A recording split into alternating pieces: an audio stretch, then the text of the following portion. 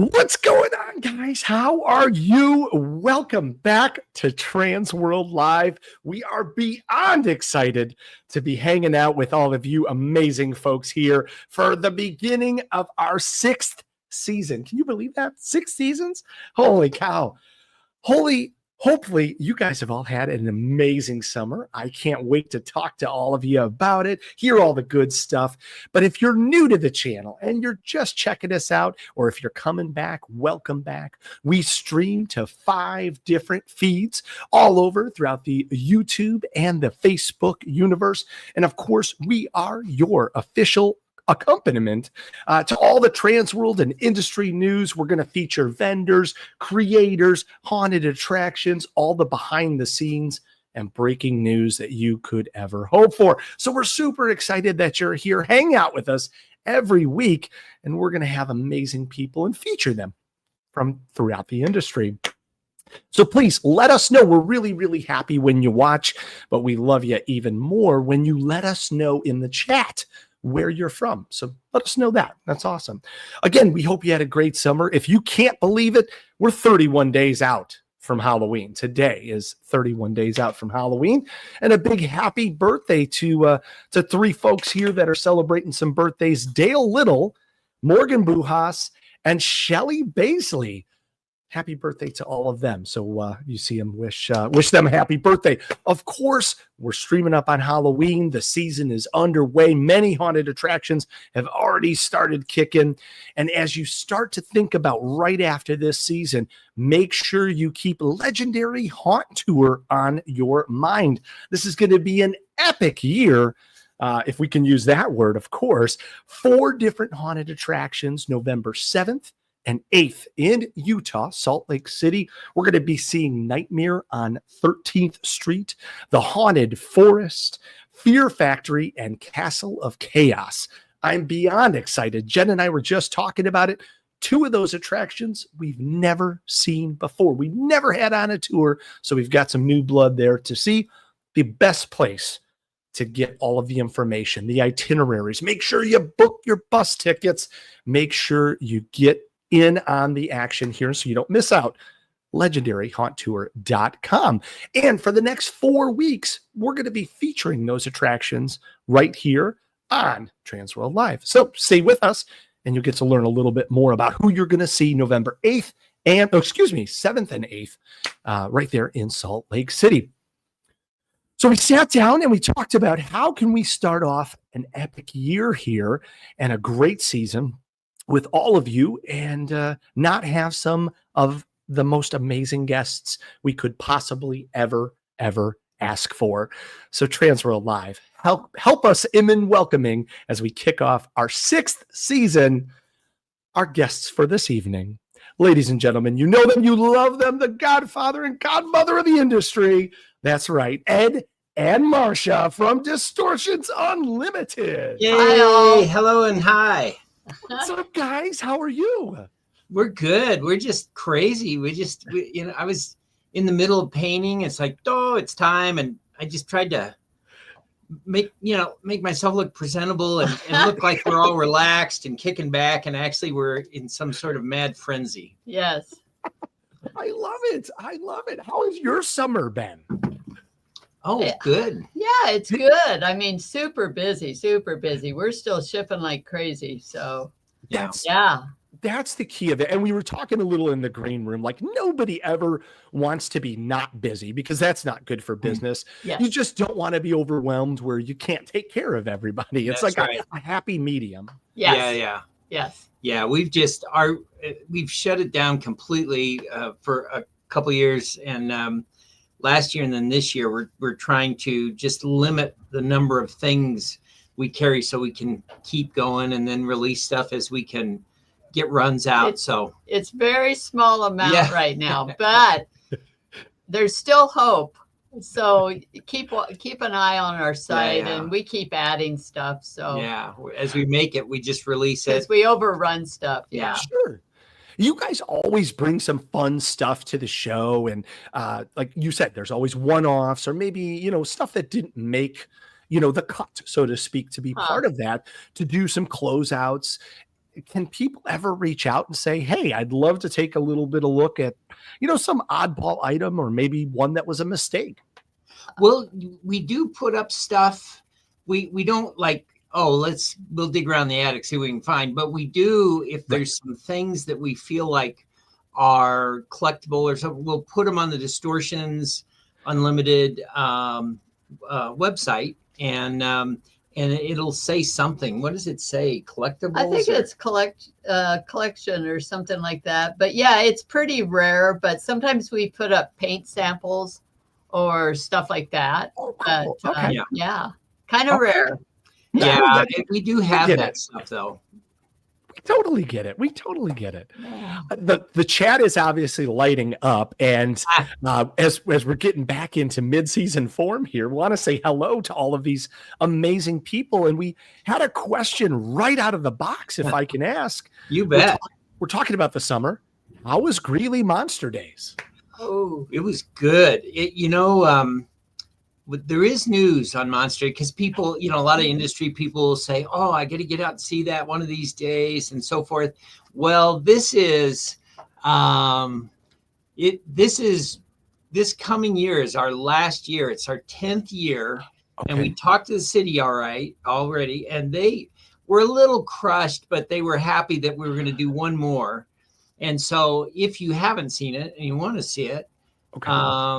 This year's the last one, but bear in mind, I always warn people, it's basically just a 6-hour party for monsters. It's not a big like a trade show or something.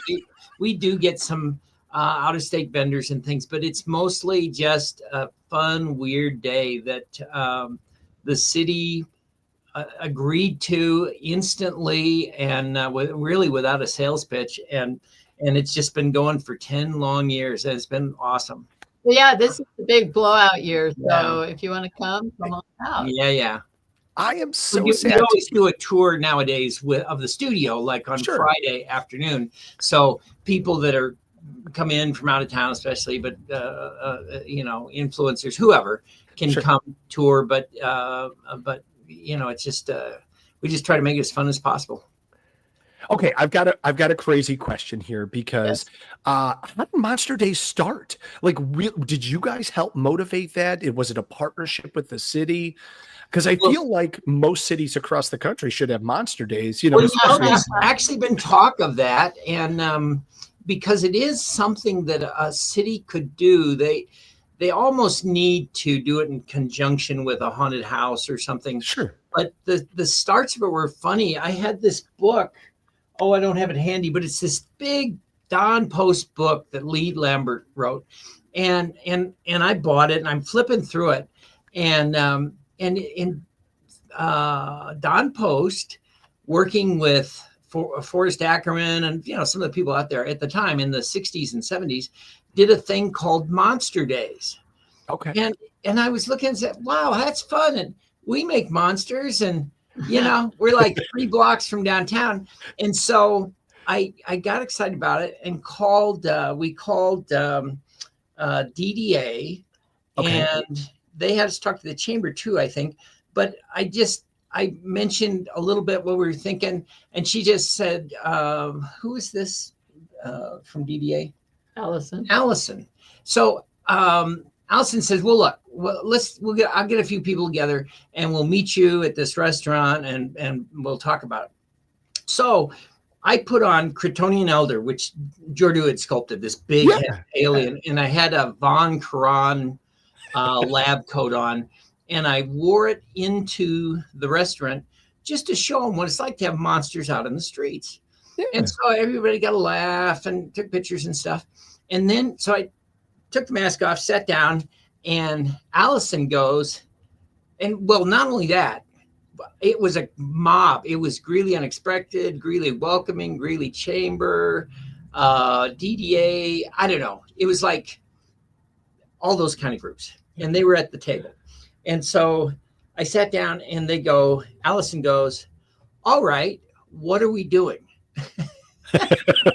What I'm thinking, this is going to be the hardest pitch of my life. And when the funny thing is, when she said that, in that instant, I thought, I must have gotten myself into something. And sure enough, we did. It was a lot of work over these years to do this thing, but it's been amazing, and people love it. And I know the city and really the state, people come up from, like Channel 7 and Channel 9 covered it, and so people come up from out of town and love this thing. And so I know they'll be disappointed, but all good things. No, it's time. It's, yes.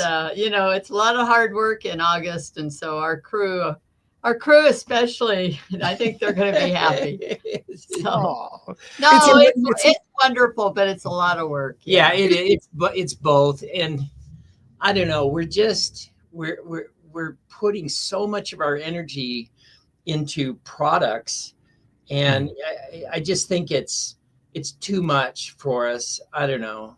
I don't want to pull the old card, but the Beatles actually quit touring so they could focus on the music. That's what we'll say. Yeah, that's what we'll say. We'll just say we can't tour anymore, guys. We're going to focus on what we make, and that's what it'll be. I like that. I like that. It's a fun thing. And at least we get a chance to say goodbye. And if you haven't had a chance to experience it, it's an easy flight to Denver from everywhere. Yes. And I'm assuming it's going to be in August again in 26. It's August 22nd. Okay. And come out, and you can do Colorado at the same time. Run up to the Stanley or whatnot. And Estes Park. That was the Stephen King thing. Yeah. They didn't used to embrace that, but they've embraced that now, and it's a thing. They've got all sorts of stuff you can do at the Stanley Hotel. Stay there, and they've got props and things. I don't know, but it's a thing. Well, anyway, No, that's exciting. That's fun. Exciting. I always have to ask. I know what the answer is going to be, but I'm doing it on behalf of the fans, your fans that are watching today that have asked, will there be a season 4 of Making Monsters? I have to ask. I'm sorry. They made me do it. Not that we know of. No, there has, since the show ended, there has been something going on almost that whole time with different production companies and things. And one of them was it was recent, and I guess I can't talk about it too much, but because it's not going to happen more than likely. But they did this incredible scissor reel, which we're trying to get out there. There's just some legal issues, but I would love for people to see it at least. But we're ready, man. We're tanned and ready. It's just that television is. I don't want to call it fickle. I mean, they pull the trigger on lots of crazy stuff, but the show was very expensive. That's something people don't realize. That was like $330,000 per episode. Whoa. And people think, you just bring in a 4K camera and film. Oh no, it was very involved. In fact, a lot of times the crew was bigger than us. We'd be sitting around the conference table, and they had rails on the floor and lighting, and there was more of them than us. And so it was a beautiful, wonderful experience. And we're sad it's over, but what's our saying? Don't cry because it's over, smile because it happened. So, and we're trying to do more. We've got some really good video quality that we're doing. Our son is doing a lot of high quality film and editing, and so we're trying to get what we can out there, and we're thinking about it. We're, like I say, we're ready, man. I had to ask. I'm so sorry. No, don't feel sorry at all. I asked myself too. It's wonderful because it is preserved. And so I don't know if you guys ever watch it, or if someone sees a clip and you happen to be on social media, or you're just like, wow, that's what we did 12 years ago type of thing. Yeah. It's a nice memory book to look at. Yeah. Yeah, well, it is. And, surprisingly, there's a lot of young kids, say 8-year-olds, stuff like that are catching it on Discovery Plus and things like that. And it's still going. The beauty of the show for us, but especially the whole industry, is it opened the door to the world. that we live in that they don't understand necessarily, and they think, oh, there's probably a lot of strange people in it or something, and actually it's some of the funnest, happiest, don't want to grow up kind of, what is it, Peter Pan, like a Peter Pan syndrome. Yes. And so and when people saw that, people that weren't into monsters at all or Halloween at all fell in love with the show and then realized how cool it is. So it's great that that's a kind of an ongoing, it lives on so that people can see what the industry is about. And of course, a lot of them were on TransWorld, and so they saw how cool that was. Yeah. We loved that. Yes. It's great to have those memories. We get to make new ones too. Yeah. But it's just a fun way to look back at everything. And obviously, we're talking about looking backwards. Everybody always wants to know about your future. Can you spoil anything that might be coming down the pipe, maybe? Or give us a hint. I'm not spoiled. Give us a hint. I would just say we have a super cool creature that we're going to release early November. Yeah. So I can't say what it is. Okay. Well, I've wanted to do this creature for a long time. She has probably, it's got to be 10 years. Okay. I will say this, and hopefully Marsha won't hate me, but it's a girl monster. And we don't do a lot of girl monsters. We've been doing some. Yeah, we have. And they are not as well represented as they should be. And so this is a girl monster that both Jordu and Tom worked on. Nice. But it was like a long time ago, and we got so busy. We don't need any more orders. We're just going to put it in the can. In fact, there's a couple in the can right now that we're going to try to release right after Halloween.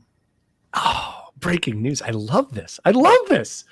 So a girl monster, early November. Of course. Love this. Okay, can we ask about size? Is that giving too much away? Like how? She's probably 6'3" or something. She's very attractive. Big, but not humongous. Yeah. Okay. Yeah, she's not giant. Yeah. Oh yeah, Marsha's giving me the. It's our job. I'm sorry, Marsha. Don't hate us. All right. I'm so excited, guys. What do you do to celebrate Halloween? I know you live Halloween. We all live Halloween all year long. Do you? What are some of your traditions? Do you like just settling down with a movie at home, or what are some of your traditions? We work up to the boom minute, and this year, well, you can. Well, yeah, the last actually 5, 6, 7. I don't know how long we've been going out to Dick Van Dyke's. We've been helping him with his street party. I mean, it's kind of a big deal. It's more than a party. His wife Arlene puts on a nice stage show, and so we've been helping do that. And Michael with Ghost Rides, he usually comes out and helps us. Yeah, he's been helping the last few years, and at first I'm like, oh, it's just not, it's kind of just a bunch of work. It's not that fun. But then he liked it. And he made Dick a pumpkin of Dick, kind of a cartoon image of Dick that he'd seen. And he gave this to Dick, and Dick lit up. This was the first year he went out. He lit up and he said, I drew that back in the 60s. And he did. And he had done a caricature of himself. And Michael didn't know this. He just thought, well, that's a good looking image. And he put that on one of his pumpkins. And so he's been helping us the last few years, which is very helpful. We haven't checked with him this year, I don't think, but I will. We just pulled the trigger on it a couple of days ago. I guess Marsha. Well, the thing is, I think, we always assume that they're going to do the party and but you never know year to year. But they just keep going. I mean, Dick's going to be 100 this year. And so my God. This is like the big one. Yeah. So let me tell you, we'll all be doing good if we can be as sharp and fun-loving as Dick Van Dyke at 100 years old. I mean, this guy, he complains about his short-term memory. I don't notice anything, but he said the old days are like yesterday, And if you can sit down with Dick Van Dyke and he starts talking about that stuff, it's just like unbelievable. I mean, he was there at the beginnings of all of it, all the great movies and Frankenstein and I just, in fact, the first prop he made for his haunted house at his home was a Frankenstein, and he was working on it for weeks. And the little neighbor kid would come by and see the progress, and I don't know how he made it. He must have had a mask or something, and he formed a body somehow, and he had a little motor that would make it breathe. And so the kid kept checking progress, and he said, finally got it done, and he turned it on, and the kid screamed and ran after watching him put the thing together for weeks. But yeah, Dick loves that. He loves scaring children, as he do does. We. Yes. Does he dress up? Well, he did in the years, not the last couple of years, but yeah. One year he was out there and had a mask on, sitting in a chair, and was scaring children. It was so awesome. Well, somebody custom made this mask for him. He looks normal to me, but he says his head's big. And so they custom made it fit him, a silicone mask. And he was sitting in this chair just having the funnest time scaring those kids when they come out.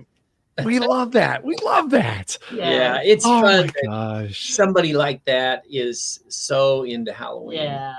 Love that. Now, have you ever... Even if we weren't doing that, we wouldn't be doing anything on Halloween. No, we're Scrooge, man. We're Scrooge. We're done. We've lived Halloween 365 days. We're just like, let's think about next year or something, or nothing. Think about nothing. Yeah, we don't do much. No, and that's well deserved. I joked with a few Halloween folks. They're like, "Yeah, we pop in White Christmas on Halloween. Like, we're done. That's good. We're ready to move." That's good. Do you guys get to go through any haunted attractions? I know you're busy all the time, but do you get a chance to sneak in? Occasionally, it's so hard for us. People invite us, especially locally. Tearing the Corn puts on a fantastic thing. Yes. And I've seen it a couple of times. In 13th floor, Denver, we've been through there. Oh, they're amazing. Well, they've got stuff all over the country. But we try. But honestly, at the end of the day, it's like we've given it all away. And it's like the thought of getting in the car and go drive for an hour and drive for an hour back. And we're party poopers. Well, no, everything you guys, the chat is just crazy because people love you and you deserve every bit of that appellation. We really do. I don't know what it is. I'm sure there's nice people in all industries, but it's almost magical. People are so friendly, like at TransWorld and stuff. And it's like, surely other trade shows aren't this fun. I don't know. Everybody seems to be I don't know. I call it a love fest. I don't know. It's just a beautiful thing. It is. It's business mixed with the best family reunion we could ever hope for. Yes. We do, just going through some of the comments here and some of the questions. Someone had asked, do you guys think that you might be a part of East Coast Haunters in 2026? I don't know. We haven't decided on that. Yeah. Okay. It's tough. Here's the thing, that when we go to TransWorld, we come guns a-blazing. Sure. We bring it all, and it's really great. And then when we go to some of the other shows, there's no Mike Glover, there's no big animatronics and stuff. And I just feel like people are almost let down. Say, "Oh, you didn't bring your stuff." And it's like, well, that's kind of for TransWorld, the big one. And, sure. And so I don't know. We might show up. Okay. We might not. I don't know. To be determined. To be determined. Yes. I like that. I like that a lot. If anybody ever wants to reach out to you guys, obviously we know the website is distortionsunlimited.com. But how can they come talk to you guys? What's the easiest way? The easiest is email. Definitely. Okay. especially right now. Sure. Not answering the phone very well. Sorry. Yeah. That's okay. So yeah, but keep emailing. If we miss you, email some more. And yeah. You have always been the best to us. And I know everybody in the chat, I've seen you around. People love you guys. And we're just grateful on behalf of Jen and Rich, all of us here at TransWorld. Thank you so much for everything you do for the industry, everything you do for us. Genuinely, from the heart, it is truly such an honor.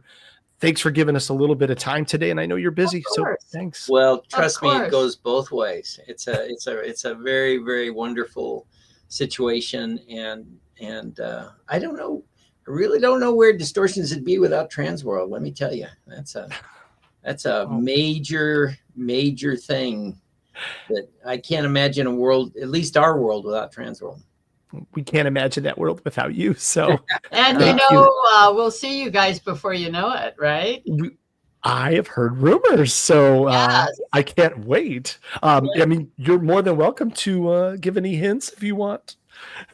Oh yeah, no. Okay, we'll keep that good. She's just teasing you guys. I'm sorry. Just teasing. All right. Thank you guys so much. We appreciate you. Distortions Unlimited. Go check them out. I know you guys do tours of the warehouse, and you can buy a whole bunch of cool merch, and then also, a brand new, potentially 6'3" female creature that's going to come out in November. So watch for that.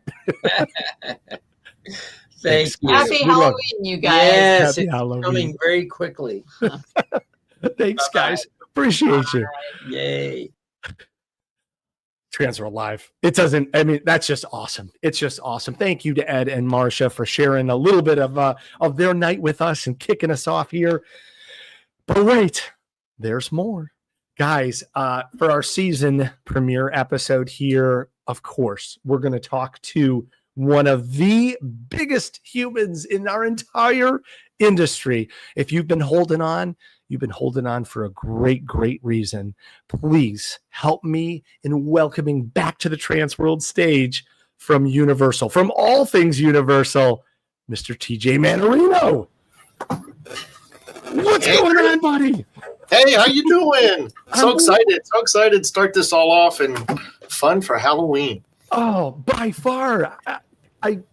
It is wild. Anytime that we get a chance to talk to any haunter, and I do mean any haunter, there always is included some sort of pilgrimage to go to Universal's Halloween Horror Nights. It is awesome. It is beloved. It is the zenith of our industry. And we love that you do it. And thanks for taking a few minutes to hang out with us. Oh God, no. This is the fun part. This is what I love. Love the stories from Ed and Marsha. Those were awesome. I'm like, and I agree. I agree with Ed. The audience, the community, the family, whatever we want to call this interesting world that we all live and share. It is. It's the best, the most passionate people I've ever run into, and the kindest. Like I said, walk around TransWorld is like it is. It's like one just fun time for all. So the best. Prior to us putting like a 1 hour limit on the show, because we know people's time is valued, but we kind of had an open forum for a while, for a couple of seasons, and we'd have Ed and Marsha on, and those conversations and the stories would go on for a long time. So we're like, okay, we need to try and only do a few stories every time that we come on. And I think that's the same challenge, right? You're at TransWorld, you're running around, you want to see all of this amazing new product, but you're getting to see all your family and your friends and all of these amazing people you might not get to see but once or twice a year. Oh God, yeah. And I think that's part of the challenge. But when you run Universal Halloween Horror Nights, it's a little bit different because I think a lot of people come to you. It is wild, from actors to operators, everybody across the board. They can't wait to get there. And I know August seems to be that heavy moment because obviously they're going to work. It's got to be wild to see them come to you from all over the country and the world. It's an honor, and I'll say it that way because I think we all love what we do, and it is passionate and it's exciting. and it is hard work. But I think the joy we get out of it is just watching our audience, scream and laugh and have a great time. And to be able to see that across our audiences that come from, lots of different areas is exciting. And then what I love in return with that is I love getting a chance to talk to the audience and understand what they love, what they get excited about, what really drives them to not only the industry as a whole, because I would say most people love to pilgrimage to multiple haunts and locations, and make their way around to see the different styles of stories and characters and monsters, especially the ones that Ed and Marsha create. So to me, it's exciting. It reminds me of the old days when you'd sit around the campfire and listen to the ghost stories, and you would be intrigued, and you would fall in love with it, and be excited by it all at the same time. It's so true. And this is your 34th season, I think, in Orlando? Yes, it is. It has been an evolution, to say. I am lucky enough or just crazy enough to be here as long. I've been doing this for 30 years with Universal. And so watching it kind of grow up, and be what it is today has been an interesting experience. And in some aspects, I had a moment this last 2 or 3 years, to step back in those old days of trying to decipher, how do you create a haunt? How do you create a brand? How do you create stories and characters that want to be unique and different? And I got asked and privileged, again, in that respect, I use that word not lightly because it is an honor, to be able to help create Horror Unleashed, which is our new Vegas opportunity that we just opened about the middle of August. And 3 years of a lot of work and a lot of hard work. But again, it was those type of early days of this event here of Halloween Horror Nights in the parks, and then watching it grow across our other parks, has been that fun evolution to watch, not only the event, but again, just horror in general, how much it really has become, a year-round, hence why we started now a year-round experience, but how much people have love for horror and really want to make it about, what they do every day. And that's exciting. It is. It's such a part of people's identity and lifestyle. It made sense just to open up the Las Vegas option, which is nearly 365 days a year. It's open about 5 days a week right now. I think we're closed. We're dark Tuesday, Wednesday, which is similar to Las Vegas. A lot of their main big venue shows are closed on those days. But I think we're getting ready. I think as October 1st, we go to 6 days. So we ramp up a little bit, offer a little bit more time for our audience to get a chance and come out and see the show. But yeah, it's a different type of experience. On one side, when we started, you love these things. When you start off everything, you're asked, hey, can you do this and then this at the same time? And you're like, what? Do they say, like, can you make it like Halloween Horror Nights, but can you make it different? We're like, okay, that's a challenge. And it's like, in other words, like, it's how do you make what people love a certain way, but then make it different?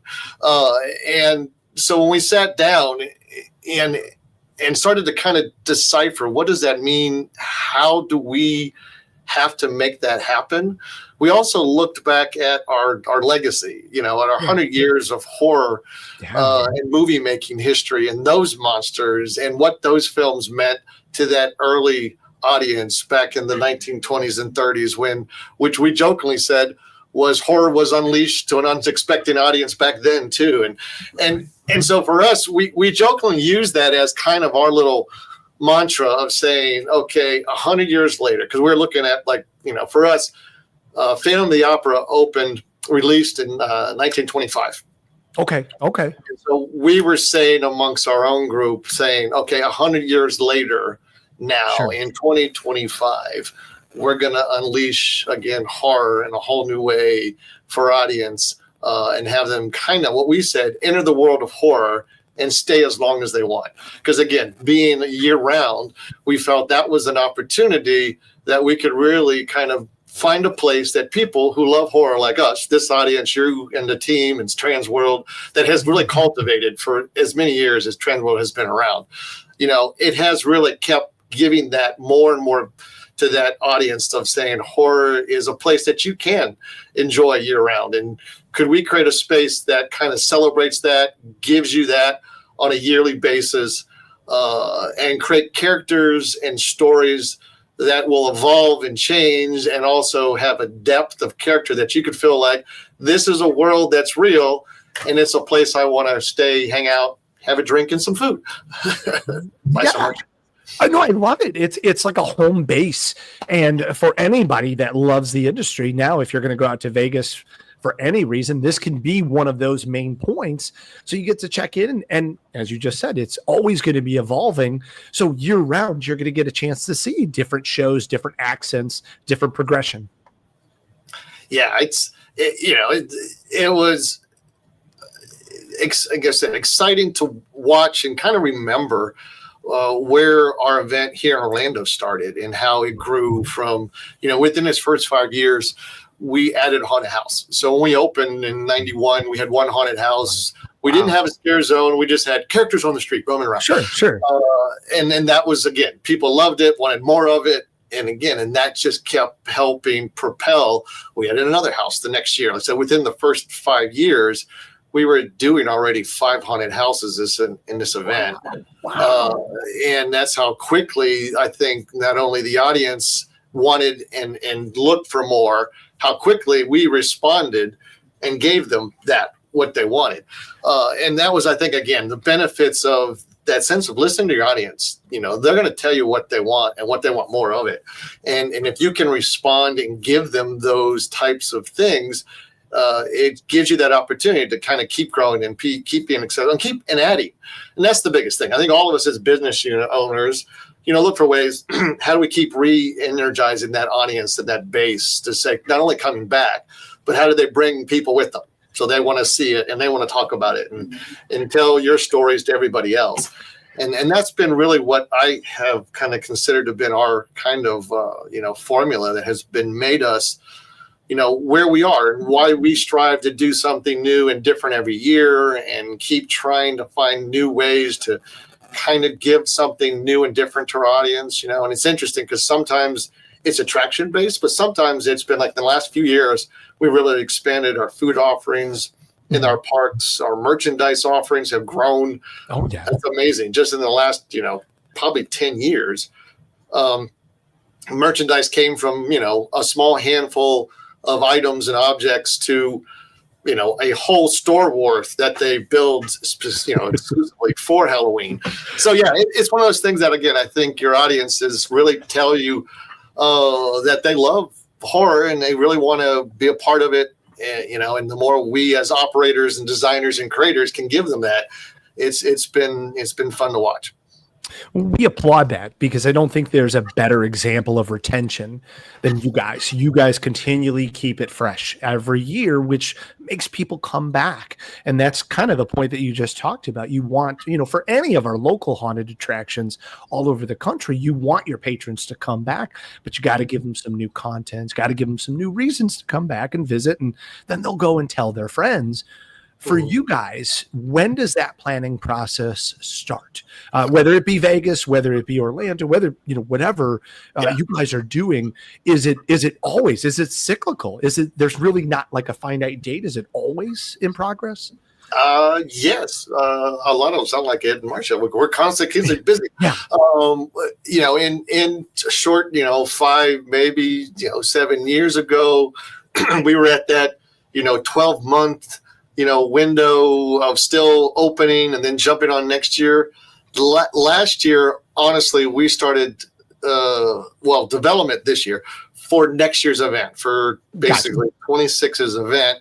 We started in May of this year. Sure. So we're already, 5 houses in designed for next year's event. And we still have a month left, like you said, 31 days of this event that's still happening. So yeah, it's become its own year-round business. It's a 18 to 20 month planning cycle. And yes, all of that we look to change and make new and different and create new stories and new characters. So yeah, it's the hardest part has been these last few years when we're doing this overlap is keeping the 2 years separate in your mind. Because like, well, no, that's next year's character. No, that's this year's character. That's next year's house. So we always get confused in that a little bit. But oh, I totally get that. Now, do you ever have that challenge? And without naming any brands or any IP, like maybe in your heart, you would love to see this specific character or this specific franchise. How does that work when you guys sit down at the table and go, hey, how do we get this into our park or into our attraction? Or do they approach you guys? It's a mix. You know, Okay. at the opportunities have really grown because again, I think, you know, two-sided. You know, again, if you circle back to 10, 15, 20 years ago, horror lived in a very small window. It lived within its fall footprint.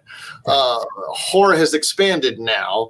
And with that, I think they've also recognized the aspects of cross promotion. And I think they've recognized that our events across the world and other haunts are a great place to really go out and attract other haunt, aficionados and people who love to want to see their movies and stuff. So what we've seen, in those early days when we were starting to reach out to brands, we were having to kind of explain a little bit who we are, what we do, and what our event is.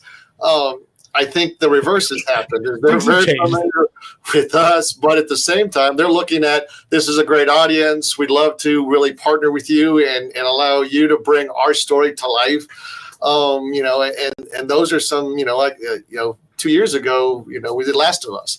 And that was a partnership where it was kind of this mutual, where they reached out to us saying, we'd love to be part of your event. And we said, yes, we'd love to have you as part of this event. Because that's another audience, within the gaming world that we also find is really kind of, really not only emerging, but also really wanting to be more involved in that kind of that live, environment and live show footprint. I did get a chance to personally see that year with The Last of Us, and it was crazy. Jerry just posted in the chat about that they had not been to Halloween Horror Nights since 2007, but got to go this year, and it was awesome. Blew their socks off. I know of people that are like, hey, I wanted to go to Halloween Horror Nights. I was on the fence, I just didn't know money-wise, but then I saw they had Five Nights at Freddy's or Fallout or whatever, the concepts that you have this year. And they're like, now I had to go. Now I have to go. And it proves your point of, yes, now that's attracting people that might be on the fence. Yeah, no, it's interesting, and that's been a little bit of what we've also tried to do. And so one side, early on, when we started looking heavily into changing content every year, and that became kind of what we recognized as not only it gave us, like you were saying, a fresh opportunity to attract new and expanded audiences, but it also kind of did a reverse thing, which we also liked, which is that it made this year's content kind of exclusive, and then it's going to go away. And you're not going to be able to see it again. And that became kind of this interesting dynamic that we love that, I jokingly says it's like a nightmare that lives for 48 days. And once it goes away, you can't remember it unless, it's in your dreams. So that's where, again, looking at new things, different things, I think this year, a partnership with wrestling. It was, again, a new way to kind of explore fans that live with, the Wyatts, and learning their stories and how to tell their stories across their audience in our medium, again, has been different. And we've seen great success in it so far. And a lot of people really having fun with it because it's a fun house a little bit, and it tries to put you in the world of WrestleMania, and have these great characters that they've brought to life, and we now have a chance to kind of, get them up close and personal with the audience and stuff. So a lot of fun. Very cool, and it answers Sean Fenner's question, so that kind of puts it right there. That's wonderful. I know you guys always feature or used to, feature an icon character like Jack. We did have a question. What is your plan for featuring or not featuring icon characters?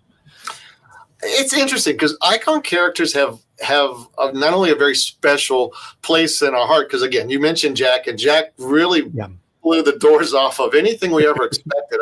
There's a great story I love to tell people is, so the very first year Jack actually became our icon, there was no intent to have a physical character that embodied that character Jack. Previous to that, within our marketing, most of our icons were simply just marketing icons, digital, either billboard, ad, print ads, print ads, remember those things. And so we created a character that year that we said Jack, and it was our twisted Jack in the Box clown. And we had assumed he would represent the event as our billboard, as our marketing art. The tagline that year was, "Are you afraid of the dark?" And it was like, "You don't know Jack." And what we found was in the first weekend we opened, everybody was asking us, "Where's Jack?" We're like, "What are you talking about?" We said, "We want to meet Jack." They said, we're like, "Jack." And we quickly, and this is sometimes when you have to respond to your audience, this is how fast you have to respond. We quickly created a real life character Jack, stuck him out in the park, and from day one he's been a rock star for us for 25 years now later, and now has his own home in Vegas, again his residency as we call it now.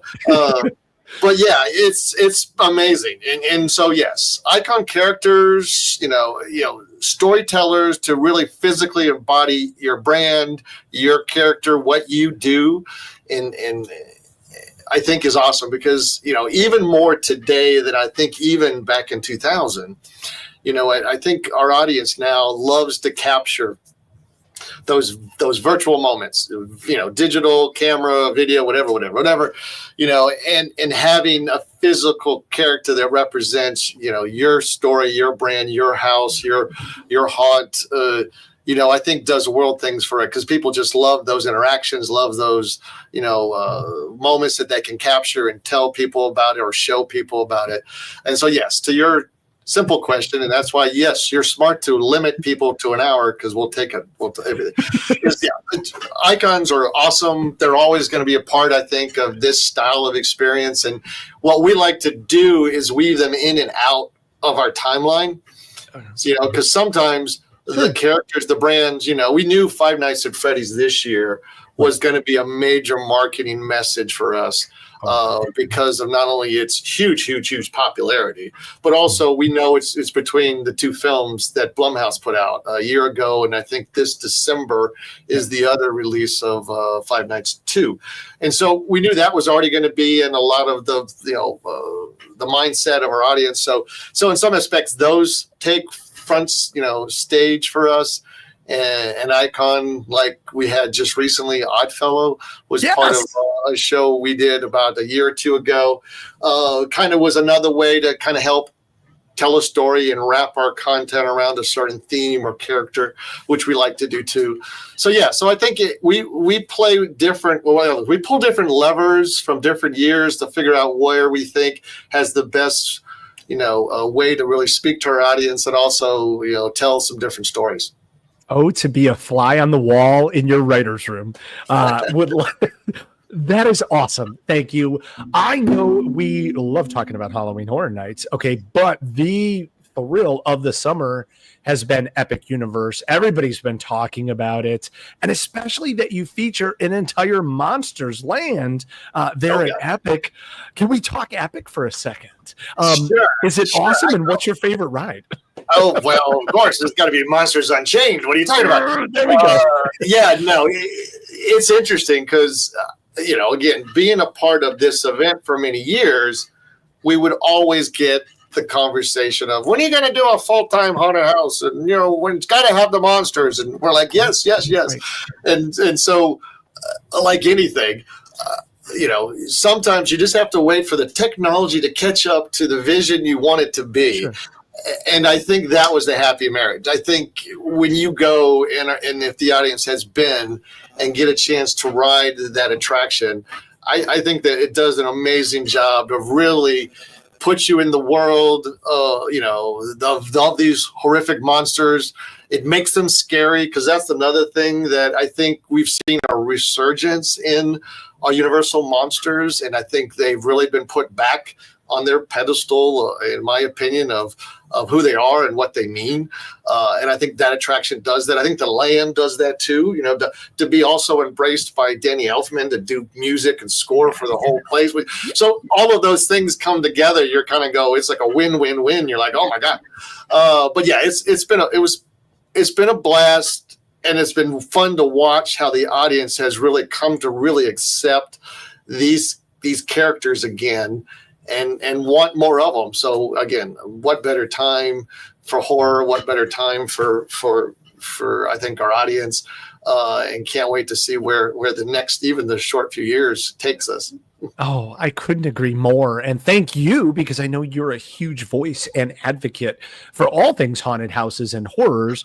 And it's just great because we get to experience all of your hard work and love it, and continue to feed off of that. And we are very, very excited. I don't know what you can tell, but certainly one of the biggest stories that came out over the last year is following the release of Horror Unleashed in Vegas.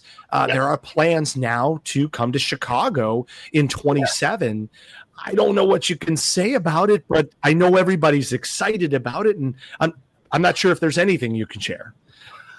Well, I'm luckily the team that has launched Vegas, we have been hard at work on Chicago, and to the point where we were in heavy conceptual work when we're trying to open the Vegas one, and people are like, "You got to get on a meeting." I'm like, "I got to open this one first."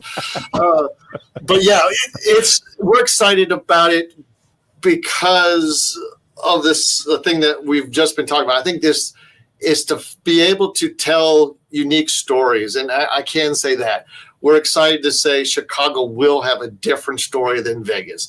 And we think that's important. We think anywhere, horror finds its home. And you see this a little bit in our parks too. So we looked at our parks, because as much as you have a Halloween Horror Nights in Singapore, in Japan, in Beijing, well, Beijing doesn't call it Halloween Horror Nights yet, but hey, Hollywood and Orlando, it uses what I call the same kit of parts. It has haunted attractions or haunted shows. It has unique characters, interactions, but they each do things differently that really resonates and celebrates, in my opinion, the area that they're in. So it tells the stories of Japan, and Hollywood tells its branded stories of unique characters from book stories, films, and TV. And then Orlando, we tell that kind of hybrid mix of IP branded stuff, but original, we're kind of the story creators, or the story monster creators in Orlando, and give you something different there, because we've learned our audience loves that. Like number one house here is called The Artiste. And again, it's an original story that we tell, and people have fallen in love with it. And so those are things that we've recognized, and we want to bring that to this new brand too a little bit, and tell some unique stories there, and use the environments of Chicago to help resonate and make it feel like it's a place that grew up in Chicago. So that's about all I can say before marketing after me. But yeah, no, I think we're very excited about it. Again, fast track to be able to build these experiences. But we're excited about what new things we can bring to Chicago. Well, we can't wait to see it. I know it was a huge buzz, and everybody who hasn't seen Vegas yet, it's a huge buzz. And of course, Halloween Horror Nights is running through Halloween, so you should definitely check it out. If you haven't already, there's plenty of opportunities midweek as well, so you don't always have to go on the weekend. Yeah, that's awesome. TJ, as we're tying it all together, again, I'm so thankful for your time on behalf of Jen and Rich and all of us at TransWorld.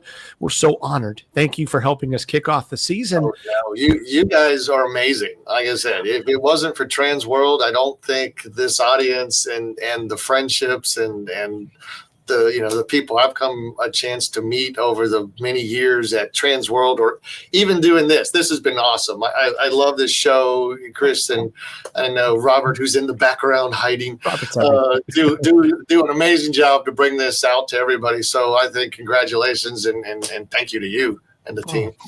It's an honor. It's an honor, sir. Thank you so much. And of course, thanks to Robert. Thanks to all of you for watching. And we're so excited to be back. We'll see you guys next Tuesday, October 7th. And make sure you check out legendaryhauntour.com. TJ, thank you so much. And all of you, we will see you next week. Happy Halloween.